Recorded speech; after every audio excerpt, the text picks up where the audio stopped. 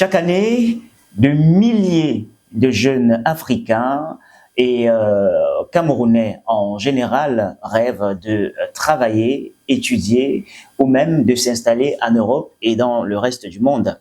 Mais entre désorientation, refus des visas et espoir, ils sont nombreux qui restent aujourd'hui désorientés et nombreux qui restent aujourd'hui, bien sûr, avec des larmes aux yeux. D'autres même ont complètement perdu l'espoir. L'affaire d'obtention des visas au Cameroun n'est pas une chose facile. Alors, vous l'avez compris aujourd'hui dans le cadre de notre émission, votre programme que vous aimez d'ailleurs très bien, les bâtisseurs d'Afrique. Nous recevons sur notre plateau un monsieur qui a su faire de ce domaine d'obtention de visas son cheval de bataille. Et oui, depuis 7 ans aujourd'hui qu'il est dans ce domaine à travers son entreprise Okunzi Africa. Vous allez découvrir l'homme et surtout tous les paramètres qu'il y a derrière l'obtention des visas. Pour lui, ce n'est plus une chimère pour l'obtention d'un visa. Il est avec nous sur ce plateau. Vous faites bien déjà de nous regarder. Alors, bon après-midi, bonjour, bonsoir, monsieur René Ntamak. Bienvenue sur notre plateau. Bonjour, Dr. Wes. Bonjour à tous vos téléspectateurs. Bonjour tout le monde. Bonsoir. Selon l'heure à laquelle vous allez recevoir l'émission. Ouais. Merci de m'inviter sur votre plateau. C'est un plaisir de pouvoir, avec ma modeste contribution, pouvoir éclairer les Camerounais en particulier et les Africains en général sur cette problématique qui est l'obtention d'un visa. Spécialement, ça peut être un visa études ou bien un visa touriste sur lesquels nous travaillons tout le temps dans nos bureaux, comme vous l'avez dit, depuis près de 7 ans aujourd'hui. Donc, merci beaucoup de nous recevoir au sein de votre émission Les Bâtisseurs d'Afrique. Alors, c'est nous qui vous disons merci, parce qu'il faut rappeler que ce n'a pas été évident de vous avoir. Vous êtes un monsieur très occupé et vous voyagez énormément, ça il faut le rappeler. Alors, vous n'êtes pas venu seul sur ce plateau, vous êtes venu avec votre collaborateur que j'appelle monsieur Marius Bertrand, Le Progrès. Alors, bon après-midi, bonsoir, bonjour, bienvenue sur notre plateau, monsieur Le Progrès. Bonjour, Dr. West. Alors, vous avez un nom assez spécial, hein? Vous faites appeler Le Progrès. Bien évidemment. Alors, c'est un nom qui figure dans votre certificat de naissance. Vos parents ont bien vu juste? Oh, j'ai la grâce d'avoir des parents qui étaient bien éduqués. Alors, vous avez également un rôle très important à jouer dans le projet Okunzi Africa, qui est une entreprise aujourd'hui d'ailleurs qui existe au Cameroun depuis 7 ans déjà. Alors, vous nous rappelez le rôle que vous avez au sein d'Okunzi Africa?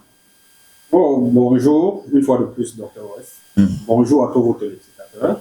Merci déjà de nous avoir conviés à ce débat qui consiste à éclairer la lanterne de l'Afrique en général et celle des Camerounais en particulier. Alors, comme vous l'avez si bien dit, vous l'avez évoqué, nous avons un très grand rôle à jouer au sein du projet Okunzi Africa, où le promoteur qui a été bienveillant de nous associer à ce. Alors, le projet, déjà, comme on aime à le définir, sans toutefois, on aime toujours commencer par là. Okunzi Africa ici signifie faire grandir l'Afrique. Faire grandir l'Afrique. Donc, on peut dire que c'est le slogan, même déjà, le nom de l'entreprise, c'est le slogan de l'entreprise, faire grandir l'Afrique. C'est bien vu. Alors, monsieur Le Progrès, merci d'avoir également accepté de venir sur notre plateau. C'est un heureux plaisir de vous avoir tous les deux. Vous êtes des spécialistes en ce qui concerne les questions d'obtention des visas au Cameroun et même en Afrique en général, parce qu'il faut rappeler que Okunzi Africa a des partenaires hors du Cameroun. On va entrer donc maintenant dans le vif du sujet, hein, histoire de comprendre mieux et de connaître mieux les autres, comprendre mieux le sujet, de connaître mieux les hommes qui nous accompagnent aujourd'hui. Nous sommes avec le PDG, comme je l'ai dit tantôt, monsieur René Ntamak, qui est PDG d'Okunzi Africa. Alors, quel a été votre parcours, si on peut dire ça comme ça? Qui est l'homme que vous êtes? Est-ce qu'on vous connaît uniquement au sein d'Okunzi Africa? S'il fallait vous présenter vous-même, qui est monsieur René Ntamak? Merci, Dr. Wes. René Ntamak, c'est un homme très simple, très simple d'ailleurs, accessible. C'est vrai que c'est par des déplacements professionnels et des occupations. C'est pas facile de pouvoir caler 1 ou 2 rendez-vous. Et voilà, parce que le domaine dans lequel nous faisons est très, très prenant.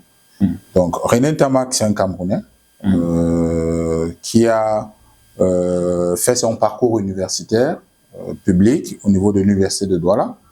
Ensuite, à l'université, j'ai fait ce qu'on appelle la gestion des entreprises. Donc, ensuite, j'ai fait des concours comme tout bon Camerounais. J'ai fait les miens. Ah, vous avez fait les miens? J'ai fait les miens. Ah, ben ça alors. J'ai fait l'ENAM. L'ENAM aussi? Oui, j'ai fait même le concours de la police. Donc, vous aurez pu être militaire, policier, administrateur civil. Exactement. Oh là là, ben ça alors. J'ai un parcours d'un Camerounais. Et j'ai toujours pensé que je peux apporter quelque chose à mon pays et à mes concitoyens, d'autres Camerounais, pourquoi pas d'autres Africains. Donc, Okuzi Africa naît vraiment d'un besoin de pouvoir mettre mes connaissances et mes compétences en action. Donc, j'arrive à l'université, j'acquiers des connaissances en gestion d'entreprise. Je me lance à faire des concours. Je me dis, tu peux être gestionnaire dans l'armée ou bien tu peux faire l'administration. J'avais fait au niveau de l'ENAM 3 prix et mesures, donc la section de l'économie et finances. Donc, mais après ces échecs, j'ai même fait le concours de la police niveau, je crois, BPCO CEPE, ayant une licence en sciences de gestion. Comme presque tous les Camerounais, voilà, on oublie ces diplômes pour... Du coup, je me lance dans une activité commune que tout le monde sait, qui s'appelle le benseeking. Donc, j'ai été benseekiner à Douala pendant près de 3 ans, 3 ou 4 ans. Mais je me suis jamais considéré comme un benseekiner parce que je me disais, j'ai fréquenté, il fallait que je fasse quelque chose avec ce que j'ai fait. Donc, heureusement pour moi, il y a un concours qui se passe au niveau du lycée français Dominique Savio, où nous sommes presque 500 quelque chose de candidats, où je suis parmi les 2 ou 3 qui ont été retenus après une sélection de très rude. Donc, j'entre à Savio et avant d'y entrer, pendant mon séjour de benseeking, je croise une dame qui a besoin que sa fille soit répétée en sciences de gestion. Donc, elle faisait première et terminale qu'on appelle aujourd'hui SES ou ACC. Elle faisait la terminale économique, terminale B. Voilà.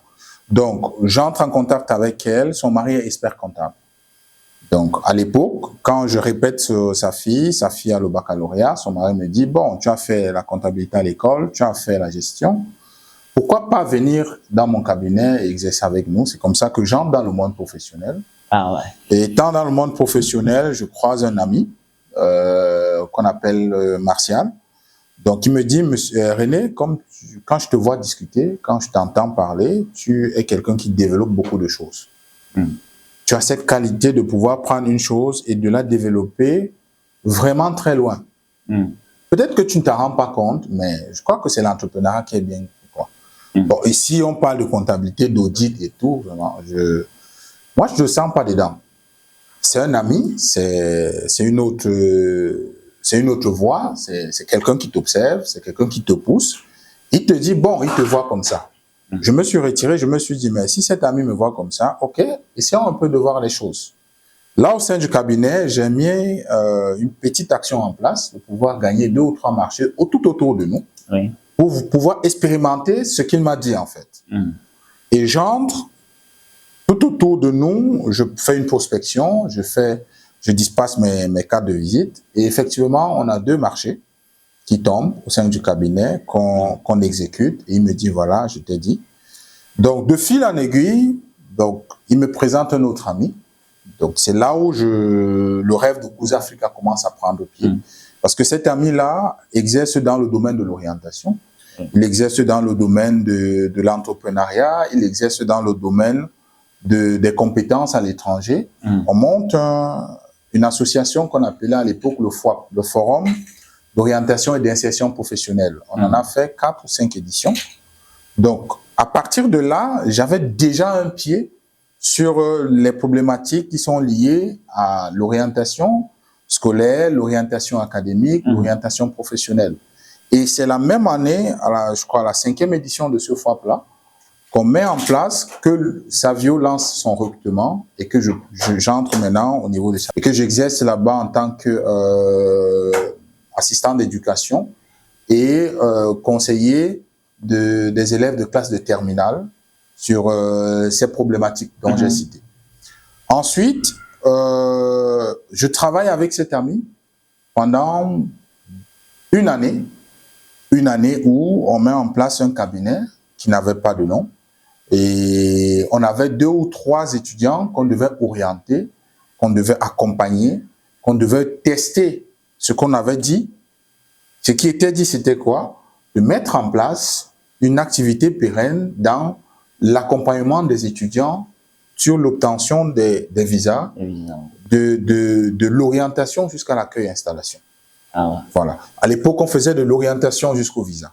Ouais. Voilà. Okunzi Africa était déjà bien parti à ce moment-là, mais est-ce que vous aviez déjà l'idée de créer Okunzi Africa à ce moment-là? À ce moment-là, l'idée de Okunzi Africa n'était pas née. Voilà. Parce que j'étais en association avec cet ami et Martial. Donc, du coup, nous étions 3 et nous cherchons à bâtir quelque chose entre nous. Voilà. Ce qui fait que cette année, nous avons très bien travaillé, mais comme tout bon Camerounais, lorsqu'on travaille ensemble et que les résultats commencent à venir, donc il y a des intérêts qui entrent en jeu. Voilà. Quand les intérêts entrent en jeu et que les intérêts ne convergent plus vers le groupe, et des intérêts deviennent individuels, le groupe se sépare. Il y a cassure. Voilà. Donc le groupe s'est séparé, je suis parti seul de mon côté, ayant appris quelque chose. Et souvenez-vous, mon ami m'avait dit, quand tu prends quelque chose, tu as la capacité et l'intelligence à la développer, à l'envoyer au-delà de ce que nous voyons. Je me suis dit, ok, j'ai travaillé avec ces gens et actuellement, je me retrouve seul. Qu'est-ce que je peux faire de ce que j'ai acquis comme connaissance et comme compétence là-bas? Parallèlement, j'évolue à Savio. Je mets en place, à partir des étudiants que nous avons accompagnés cette année-là, je mets en place quelques recommandations. Je leur dis, OK, je ne suis plus dans le groupe. Moi, je me suis retiré seul. Donc, les premiers étudiants qui viennent chez moi, Okunzi n'est pas encore né, ils viennent chez moi dans mon domicile, où je vis avec mon épouse, qui est en fait ma copine, qui est devenue mon épouse aujourd'hui, avec ma première fille, Aurore. Ange, je veux dire. Ange, voilà. Donc, les premiers étudiants arrivent chez moi. Je n'ai pas de nom, je n'ai rien, pas de logo, rien. Ils arrivent avec la problématique d'intégrer une école de commerce en France. Ils sont 3. 2 filles et un garçon. Je les prends. Ensuite, ils sortent de l'ESSEC de Douala. Ensuite, ils viennent avec 2 ou 3 de leurs camarades. Ça fait déjà 5 étudiants. Donc, je me concentre. Il y avait un concours à l'époque qu'on appelait Password. Donc, Password était un groupement de 7 écoles. Donc, il y avait, je vais me rappeler, il y avait Strasbourg, l'EM Strasbourg, il y avait ESEPO, il y avait Grenoble Business School, il y avait l'EM Normandie, il y avait Télécom École de Management. C'était 6 écoles. Et je crois Burgundy Business School. Voilà, c'est les 6. Donc, je les prépare à ce concours, ils passent le concours et puis voilà, ils intègrent normalement les écoles. C'est comme ça que je commence à me développer.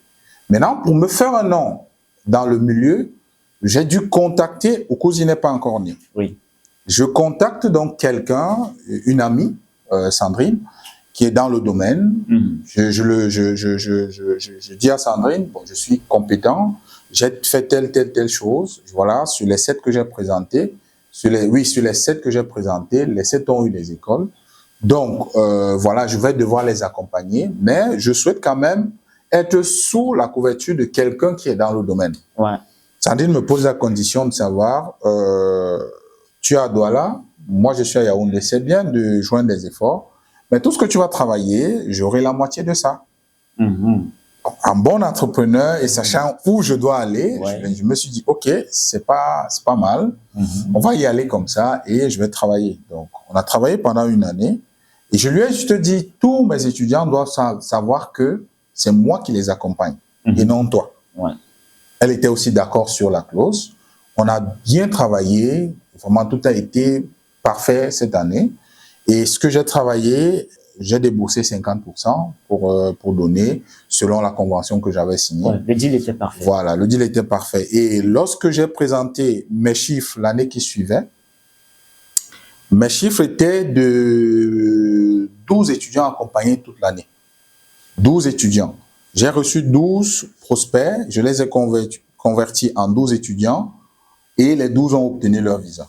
Wow. À partir de ce moment-là, j'avais déjà un échantillon, j'avais déjà une preuve que je peux partir de l'orientation jusqu'à l'obtention d'un visa. Donc, tout ce qu'il y avait à corriger dans le parcours, je l'avais fait et étant seul. Donc, du coup, je me disais qu'à ce moment précis, les 12, je n'ai pas de communication à faire, ils me font confiance. Sûrement, ils vont me recommander au moins 6 personnes. Au moins la moitié. Et si la moitié vient, je vais travailler avec la moitié sous mon nom propre. D'où je commence à chercher un nom. Et à ce moment précis, je regarde dans la famille, je prends mon beau-frère. Non, je n'étais pas encore marié avec mon épouse, mais je prends mon beau-frère, qui va devenir mon beau-frère. Je lui dis, bon, Maxime, tu peux venir. Voilà quelque chose. Je sens vraiment qu'il y aura quelque chose dedans. Et viens, on travaille dessus. On essaie de voir. On essaie de formaliser. C'est donc comme ça que je mets la chose en place. Je commence à chercher avec mon épouse à ce moment précis parce qu'elle avait déjà vu comment les gens venaient à la maison, comment je travaillais et ayant aussi cette capacité à pouvoir me pousser. Elle me disait, bon, il faut formaliser, il faut faire ceci, il faut faire ça. On a commencé à chercher le nom. Je me suis dit, quel est le nom qui peut impacter en Afrique? Quel est le nom? Pas nécessairement qui va suivre l'alphabet, pas nécessairement qui va suivre, mais un nom qui me parle. Parce qu'il y a aujourd'hui, quand quelqu'un cherche un nom, il veut le référencement Internet, il veut que ça commence par A pour pouvoir mieux prononcer, il veut que ça soit peut-être franchisé ou bien avec une connotation anglo-saxonne. Bon, moi, je me suis dit, OK, je veux juste quelque chose qui me parle. J'ai tapé dans Google à l'époque et je ne sais pas pourquoi aujourd'hui ça ne sort plus. J'ai tapé dans Google « Faire grandir l'Afrique ». Vous avez déjà utilisé, vous voulez que ça sorte encore? Bon, je ne sais pas. Quand je tape « Faire grandir l'Afrique », je tape le Igbo, le Zulu, le Swahili, le machin et tout. Je tape les langues africaines qui sont un peu mieux connues là. C'est en Zulu que ça sort « Ukuzi Africa ».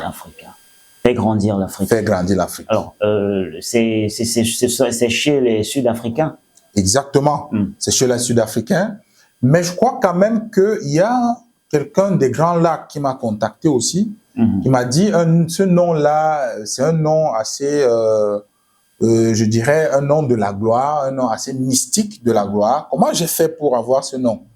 C'est que c'est soit quelqu'un qui doit être du Burundi, de la Tanzanie, pays comme ça, voilà, oui, exactement. du Rwanda et tout. C'est vrai que... J'avais échangé avec lui.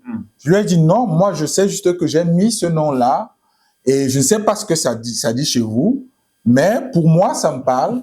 Ça veut dire chez moi faire grandir parce que j'ai tapé ça en Zulu en Afrique du Sud. Il m'a expliqué que effectivement c'est un grand nom, mais c'est un nom très spirituel chez eux.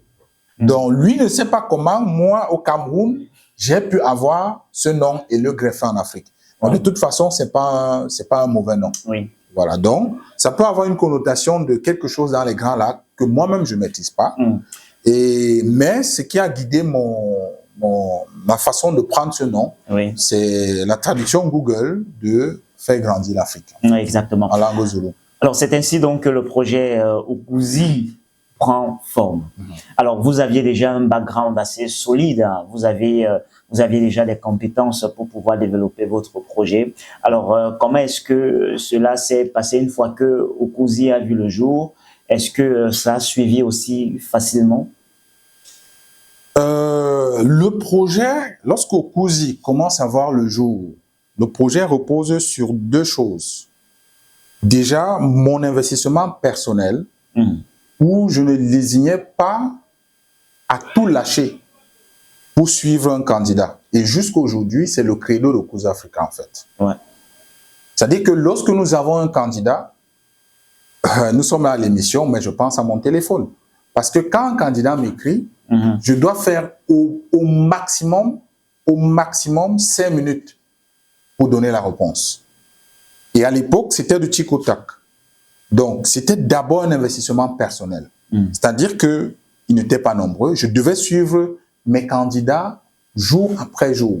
Oui. Je travaillais par exemple à Savio. Je sortais de Savio, j'allais dans les domiciles ou dans les écoles des candidats. Je leur donnais les coachings, les cours pour la préparation aux tests d'entretien, par exemple, les préparations aux tests d'anglais. Et donc, c'était vraiment un investissement personnel dans les motos et tout. Et quand je rentrais le soir, je bossais sur la stratégie, sur le développement, jusqu'à peut-être minuit, 1h au départ. Et le lendemain, je repartais normalement à Savio faire ce que j'ai à faire. Donc, ça, c'était le premier pilier. Je ne pouvais pas compter sur quelqu'un d'autre. Ouais. Voilà. Ensuite, le second pilier, c'était mes candidats, surtout les anciens. Et ça aussi, c'est resté jusqu'à aujourd'hui. Tous les anciens candidats qui sont passés, surtout au début, ont recommandé minimum 5 personnes chez nous. Minimum 5 personnes. Il y avait ceux qui rentraient, par exemple, dans les congés de Noël, qui revenaient, me contactaient, Monsieur René, je suis là et tout. Tout de suite, je prenais un exemple. S'il te plaît, est-ce que tu peux venir partager ton expérience? Parce que je ne partais pas en Europe à l'époque là. Je ne partais pas encore en France, en Suisse et machin et tout. Je ne partais pas. Donc, est-ce que tu peux venir partager ton expérience et tout et tout? Paf, monsieur, oui, c'est un plaisir. Vous m'avez accompagné et tout. Les gens venaient. Et tout, ils partageaient. Que ce soit, ça s'est fait chez moi à la maison, que ce soit de la maison pour le bureau, ça s'est fait d'une manière naturelle. Naturelle. Alors, est-ce que vous pensez que un visa, ça se prépare comme n'importe quel dossier? Voilà. Donc, le développement de Okuza Africa était conditionné, ou bien est conditionné, et même son expansion aujourd'hui est conditionnée par l'obtention des résultats. Quand vous arrivez chez nous, on vous dit tout simplement une chose. On ne garantit pas le visa. C'est-à-dire que quand vous entrez chez moi, dans mon bureau, dans toutes mes équipes, Marius est là, et les Jules et les autres qui sont à Yaoundé, à Bea et ailleurs, ils savent qu'on dit dans notre agence, on ne garantit pas le visa. C'est paradoxal. Sauf que quand je te dis ça, tu acceptes ça dans ton mindset. Je te dis, OK, voilà mes chiffres. L'année dernière, on a fait 79 dépôts de visa. On a eu 76 visas. On a eu 3 refus. On a fait un recours qui a marché et 2 autres n'ont pas eu. Qu'est-ce que vous en pensez de ces chiffres? Je vous sors mes chiffres. Je vous montre. Est-ce que vous voulez être dans les 2 ou vous voulez être dans les 77? Ah, ça veut dire que l'obtention d'un visa, vous leur dites déjà dès le départ, ça va beaucoup dépendre aussi d'eux. Exactement. Nous travaillons chez nous, la mobilité chez nous, c'est 3 parties prenantes. Oui. Il y a Okuza Africa qui est le conseil, il y a le parent qui est la partie financière, ou bien le garant financier, ça peut être un grand frère, ça peut être un parent, ça peut être une maman, ça peut être... Donc, le garant financier et l'étudiant. Si je parle en pourcentage, l'étudiant est à 60% de son visa. Ensuite, Okuza Africa vient avec 10 ou 15%, mais qui sont vraiment primordiales. Très capital. Très capital. C'est comme le cœur. Et si nous sommes à 75%, le parent vient avec 25% de la capacité financière à démontrer que son enfant peut vivre à l'étranger. Donc, pour répondre à votre question, est-ce que le visa, c'est garanti ou bien comment on obtient le visa? Le visa se travaille dès le départ et ici, on parle d'un type de visa. Le visa étude, je vais vraiment m'appesantir sur le visa étude. Alors, je crois qu'on va revenir sur cette bonne procédure-là. Le temps pour nous de souffler un instant et de dire aux téléspectateurs que nous avons bien sûr rendu visite à Okuza Africa et qui est installé ici à Douala, la capitale économique du Cameroun. On a essayé de voir comment le travail se déroule de ce côté-là et on vous convie à regarder également, à pousser les portes de Kuzi Africa ici à Douala. On se retrouve juste après. Voyager pour étudier, travailler ou simplement découvrir l'Europe et le reste du monde est aujourd'hui un rêve pour de nombreux Africains. Mais entre les procédures administratives, les refus de visa et le manque d'informations, le parcours peut vite devenir un véritable casse-tête. À Douala, dans la capitale économique du Cameroun, une agence a décidé d'accompagner les candidats à chaque étape, avec une approche basée sur le conseil personnalisé. Ici, c'est Ukuzi Africa. Chaque dossier est traité avec attention. L'agence propose plusieurs services. Accompagnement pour les demandes des visas, montage de dossiers, orientation académique ou professionnelle. Mais au-delà des services, c'est l'approche humaine qui fait la différence. À la tête de cette structure se trouve un homme dont la particularité va au-delà de la gestion d'entreprise. Sa force, le conseil et l'orientation stratégique des clients. Une compétence qu'il a développée au fil des années et qu'il considère comme essentielle pour maximiser les chances de réussite. Notre rôle commence de l'orientation jusqu'à l'obtention du précieux sésame qu'on appelle le visa. Donc, en matière d'orientation, nous sommes là pour guider l'élève, celui de la terminale par exemple, à lui montrer à partir d'un certain nombre de tests d'orientation le canevas qu'il peut poursuivre pour ses études post-baccalauréat. Et pour l'étudiant, souvent celui qui est en 3e, en 4e année ou en 5e année, c'est l'orientation vers les spécifications. Donc, vous avez des spécialités, par exemple en sciences de gestion, en sciences de l'ingénieur, où nous, quand nous sommes en face d'un cas pratique, vous avez fait par exemple une licence en comptabilité, contrôle, audit, vous avez la possibilité de faire soit la finance, soit le contrôle de gestion, soit la comptabilité, le contrôle audit, soit vraiment il y a un panoplie de master ou de formation qui s'offre à vous. Mais à partir des tests qu'on met en place et on essaie de vous aiguiller vers une formation qui répond à vos passions, à vos envies et qui permet en fin de compte de pouvoir, au lendemain de votre diplôme, travailler sans toutefois vraiment sentir que vous êtes en train de travailler. À Ukuzi Africa, chaque client ou partenaire suit un parcours bien défini. De l'analyse du profil jusqu'au dépôt du dossier, chaque étape est encadrée pour éviter les erreurs qui peuvent coûter un refus de visa. Je suis Laetitia. Et moi, Noël. Nous sommes venus en septembre 2024 pour Neoma Business School. Oui, c'est vrai, tu venais à l'école. Oui, moi je suis venue à l'école. Si elle ne venait pas à l'école, c'est son problème. Bon, un bon matin, nous nous sommes levés. On a dit, pourquoi ne pas aller en France? Why not? Why not? Mais la difficulté, c'était de trouver la personne qui devait nous accompagner dans nos démarches. Parce que se gérer tout ça, c'est très difficile. Et c'est là que Ukuzi Africa entre en jeu. A répondu présent. Du coup, tout s'est bien passé. Ukuzi Africa nous a accompagnés dans nos procédures. Campus France, France Visa, logement, TLS, tout ce qu'il y avait à faire jusqu'au voyage et jusqu'à l'arrivée en France. En gros, Ukuzi Africa prend un package en entier, c'est-à-dire de ta procédure jusqu'à ton installation en France, en passant par ton accompagnement du Cameroun jusqu'à la France. Et ce n'est pas qu'au Cameroun, hein, tous les pays d'Afrique d'ailleurs, et pas que la France aussi. Tous les pays, bon, les pays de, voilà, du Schengen. Donc, en gros, le message qu'on veut vous faire passer, c'est, lorsque vous vous sentez en difficulté, vous ne savez pas par où commencer, vous pouvez nous rejoindre via Ukuzi Africa parce qu'ils offrent quand même un accompagnement de qualité et très fiable parce qu'ils ont toujours un taux de visa de 100%. Donc, 100%.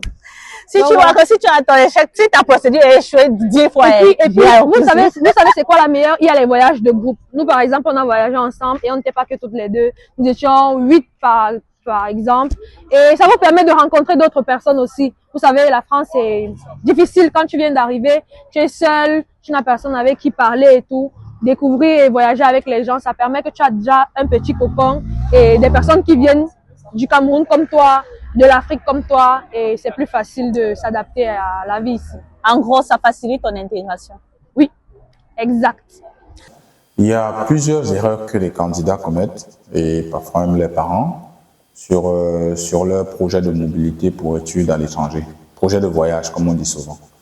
Donc, quand vous souhaitez voyager pour étudier dans un pays à l'étranger, il faudrait d'abord que vous soyez étudiant.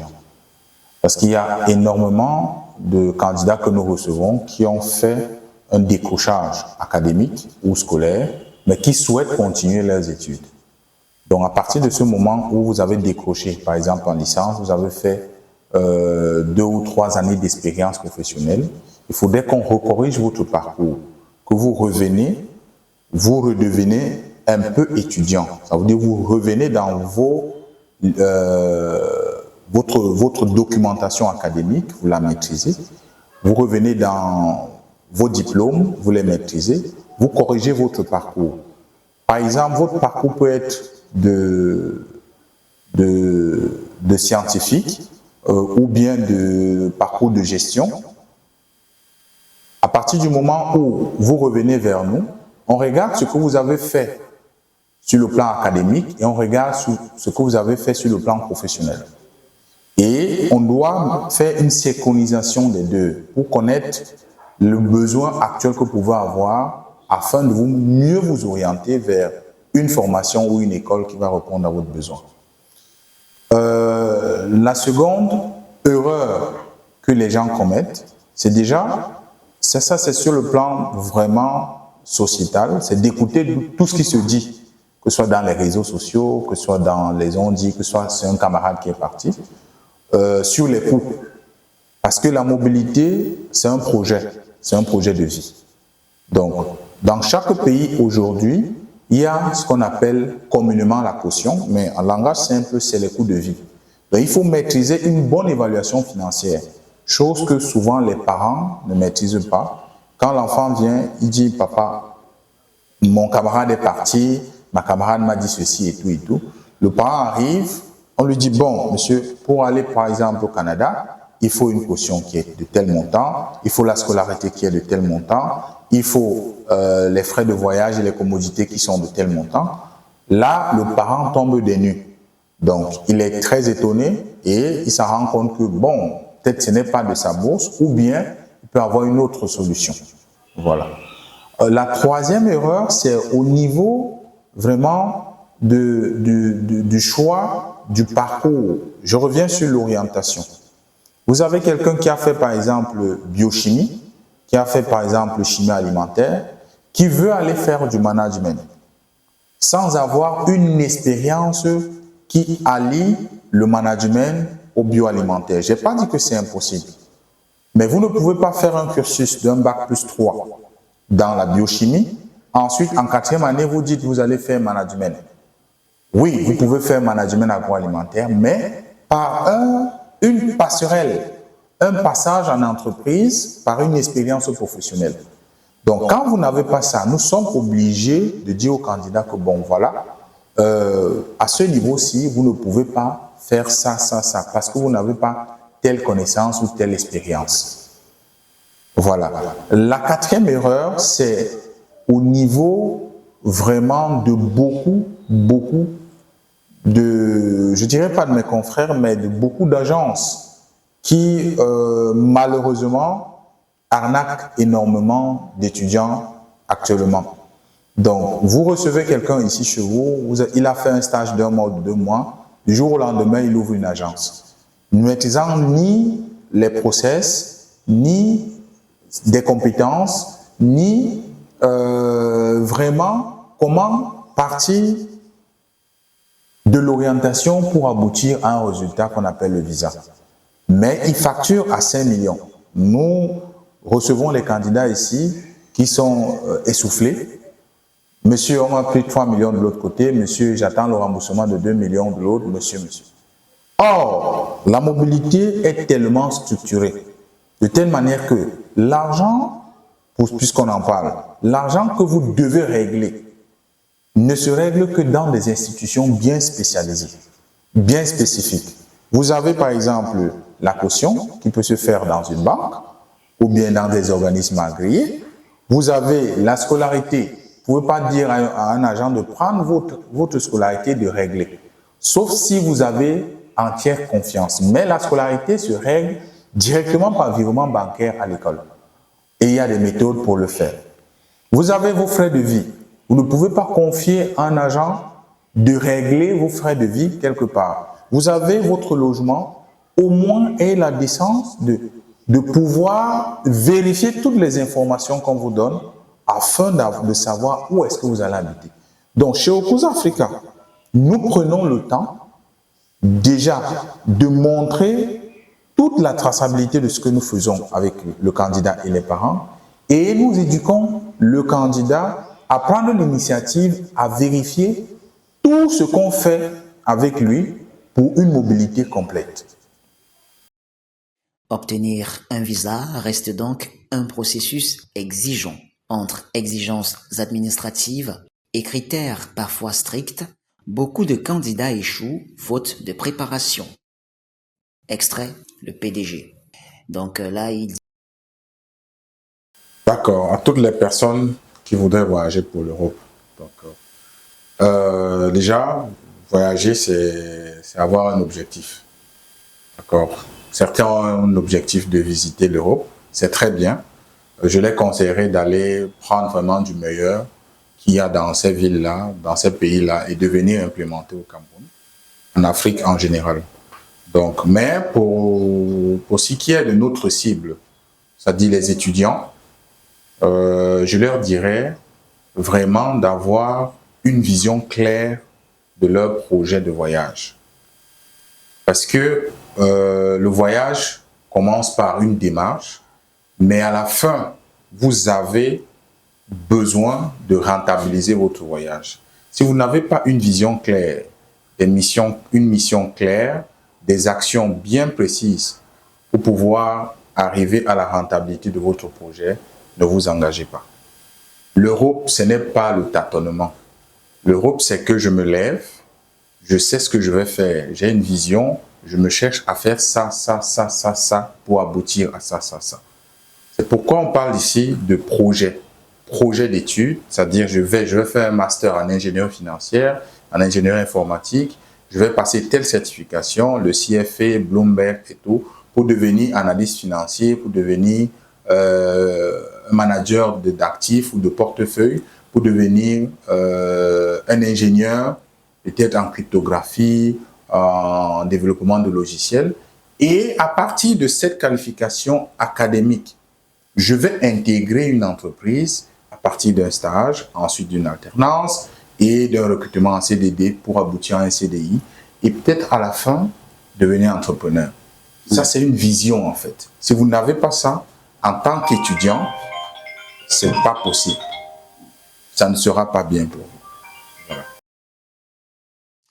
Pour René Ntamak, accompagner un client ne se limite pas à monter un dossier. Il s'agit avant tout de comprendre un projet de vie et de lui donner les meilleures chances d'aboutir. Vraiment donner aux jeunes, si vous n'avez pas une vision claire de votre projet de mobilité pour études, de mobilité et de réaliser le rêve de votre vie, n'allez pas. On réussit partout. Comme quelqu'un l'a dit, je crois que c'est Sergio Polo, l'Europe, c'est pas le paradis. Et là-bas, on court partout. Donc, c'est pas quelque chose que tu vas t'arrêter pour aller voir machin. Non. Même pour partir chez quelqu'un, il faut l'appeler et prendre son emploi de temps. Donc, c'est très important de savoir ce qu'on veut, où est-ce qu'on veut aller. Un accompagnement, une stratégie, une vision. À Ukuzi Africa, chaque projet de voyage devient une mission, car un mauvais choix d'orientation peut coûter un visa, mais un bon conseil peut changer une vie. De retour donc sur ce plateau, on espère que vous avez aimé ce petit public reportage. Nous étions du côté des locaux de Ukuzi Africa et comme vous avez pu le constater, ce n'est pas un rêve ils existent réellement et vous allez certainement poser la question de savoir, mais ils existent depuis pratiquement plus de 7 ans, mais pourquoi est-ce qu'ils ne sont pas connus? Eh bien, aujourd'hui, grâce à cette émission, vous allez être les partenaires, bien sûr, de Kuzi Africa. Nous sommes encore accompagnés de monsieur René Ntamak, qui est accompagné, bien sûr, de monsieur Le Progrès, c'est ainsi que je l'appelle. Nous sommes encore en compagnie de ces deux messieurs qui ont décidé d'aider les jeunes Camerounais ou même Africains pour pouvoir accéder de manière légale du côté de l'Europe et même dans tout le reste du monde.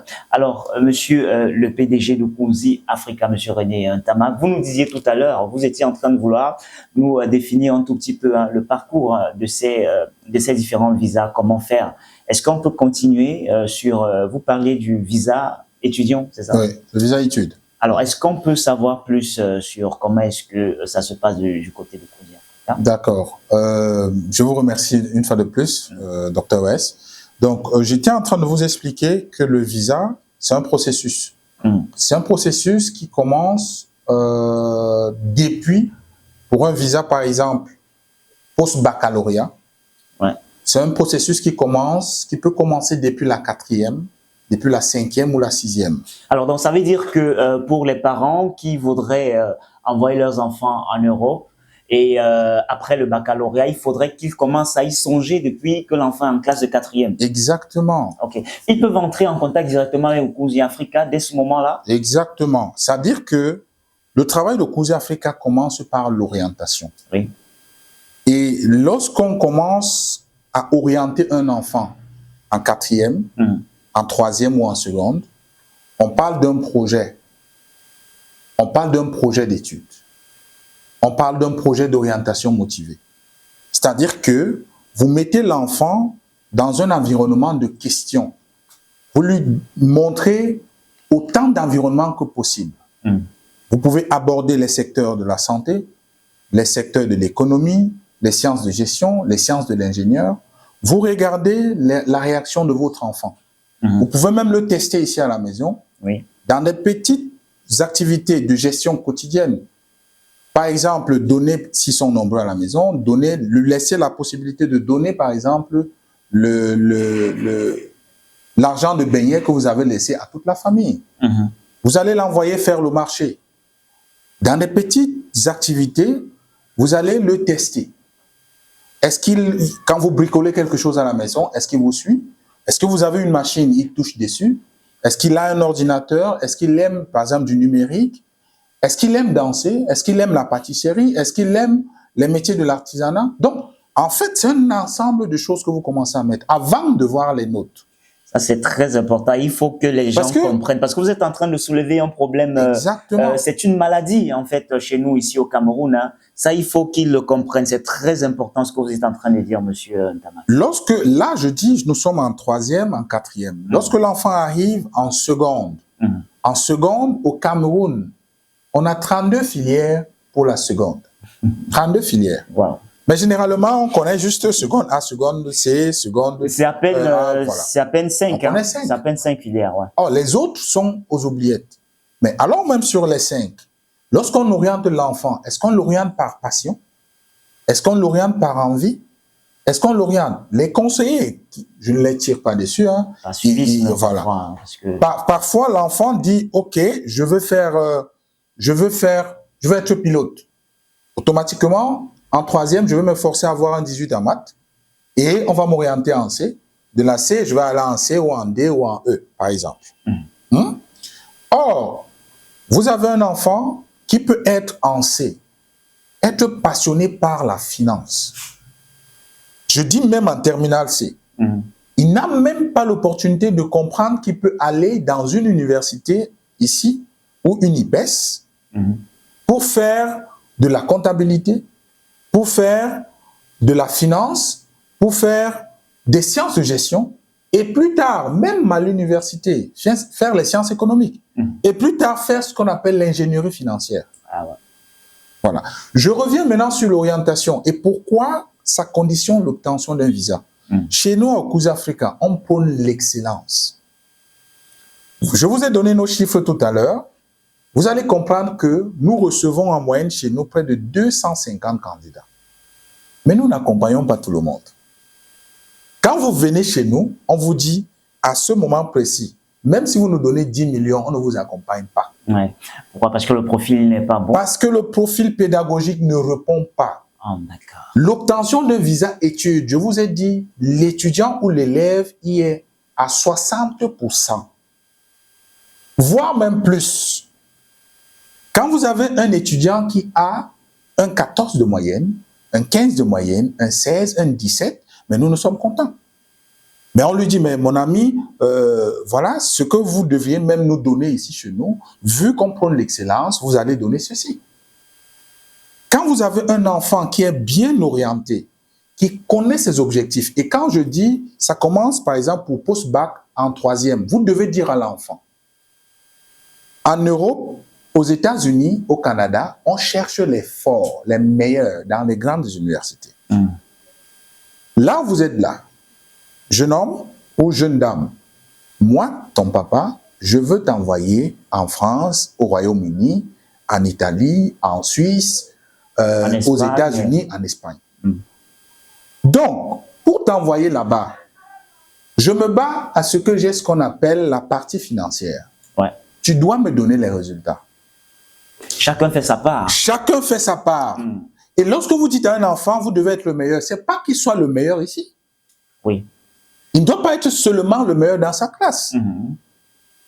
Vous comprenez un peu? Oui, Parce que sur un concours, par exemple, il va compétir avec ses camarades de classe, mais il va compétir aussi avec ceux de la ville, ceux du pays, ceux du continent et ceux du monde. Pas le continent Cameroun, le continent africain. Le continent africain, ouais. Hein, docteur West? Oui, exactement. À ce moment précis, l'enfant met dans son mindset que papa m'a dit d'être meilleur. Nous sommes en classe de 4e, 3e. Vous mettez en place les répétiteurs, vous mettez les livres, parfois seulement pas les livres qui sont dans le programme. Notre programme. Oui, exactement. Vous extrapolez, c'est vous un autre cherchez problème même encore, hein, s'il fallait parler du système exactement. éducatif. Vous extrapolez. C'est ce qu'on conseille aux parents. Quand l'enfant arrive en seconde, l'enfant a ses 15, 16 de moyenne, 14 de moyenne, 13, c'est encore bon. 12, ça commence à être un peu minime. 11, c'est pas bon du tout. C'est pas bon. Quand l'enfant arrive en seconde, passe la première, en première, il te sort en probatoire avec un 14, un 15, c'est bon. Maintenant, vous avez des matières de prédilection. Des matières qu'on appelle chez nous les matières de base. Les matières de base, exactement. Donc, quand un enfant aspire à faire les sciences d'ingénieur, vous avez la mathématique, la physique, la chimie, l'informatique. Il doit pouvoir être au-delà de 15, de 14, 15, 16. Même si la moyenne générale aussi autour de 13 de moyenne, mais ces moyennes-là de ces matières de premier groupe, il doit être au-delà. Vous donnez ce conseil à un parent. Le parent applique sur l'enfant. Arrivé au baccalauréat, il applique la même chose. Quand vous arrivez chez Okuza Africa, qu'un enfant qui a suivi notre cursus d'orientation, il n'a pas un problème de visa. Parce que autant on conseille l'enfant, on dit aux parents, il faut mettre les ressources comme ça, il faut mettre comme ça, il faut avoir telle caution, il faut avoir telle garantie, il faut avoir telle activité, il faut. Ce sont nos 15% de conseils. Vous vous rappelez du pourcentage que je vous ai dit aujourd'hui? Oui, on est à 79. Voilà. Du coup, nos 15% de conseils sont très, très, très, très, très importants, et pour l'étudiant, pour l'élève et pour le parent. Ah oui, tout à l'heure, j'ai même dit qu'il s'agit du cœur même de la réussite, parce que ces informations de procédure et tout et consorts, de spécialisation là, si on ne les a pas, bon, on va échouer. Voilà. Raison pour laquelle vous êtes la pierre angulaire même du processus d'obtention. Exactement, docteur. Donc, quand on parle d'obtenir un visa, je vous ai parlé là de l'orientation. Oui. Vous voyez que là, je suis seulement en train d'aiguiller le parent et l'enfant. Ouais. Là, l'enfant a son diplôme avec une mention, que je souhaite mention bien ou très bien. Voilà. Le processus d'admission, qui est la seconde phase, peut commencer avant l'obtention du baccalauréat. Ça, on parle sous réserve. Mais l'enfant ira à l'étranger avec son diplôme de baccalauréat. Donc, on commence maintenant le processus d'admission qui peut être assez coriace aussi. Par exemple, pour les sciences d'ingénieur, ou bien pour les sciences de gestion, ou bien les sciences de la santé. Donc, selon le processus, on commence l'admission. Ensuite, d'où les notes sont très, très, très, très importantes.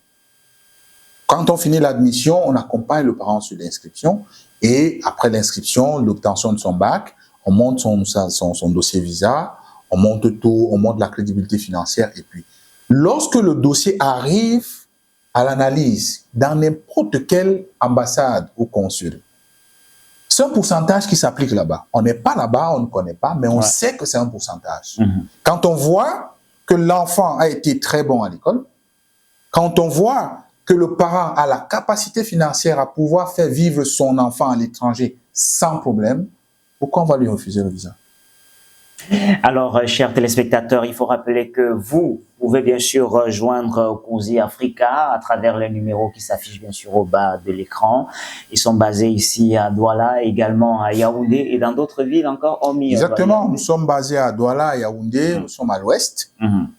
Actuellement, on y vient de temps en temps, mais dans les prochains mois, nous allons mettre en place une agence à l'ouest. Et à Beya aussi, nous travaillons avec certains étudiants comme les étudiants de l'Université catholique de Beya, donc les étudiants de l'Université de Beya même. Donc, nous avons aussi un point de contact à Beya. Alors, Monsieur René Ntamak, je sors avec vous sur cette question. Un dernier mot, en quelques mots, qu'est-ce que vous avez à dire à vos chers téléspectateurs, à toutes les personnes qui vous regardent et qui ont le projet d'aller du côté de l'Europe? Bon, chers téléspectateurs, j'espère que vous avez suivi